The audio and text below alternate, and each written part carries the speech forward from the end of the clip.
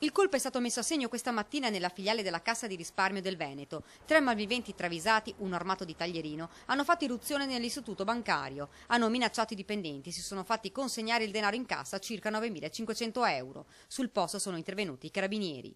Una rapina che ha fatto tornare alla ribalta la questione tanto controversa delle ronde. Ad annunciarlo il sindaco che rispolvera un progetto già finanziato ma accantonato per un lungo periodo. Avevamo già una squadra di persone che avevano dato la disponibilità.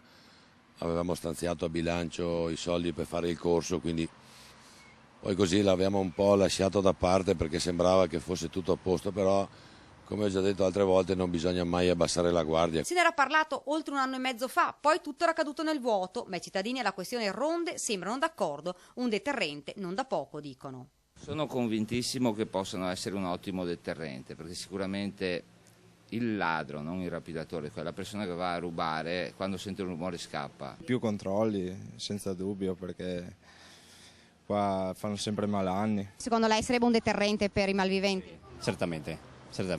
Lei farebbe parte delle ronde? Volendo, sì.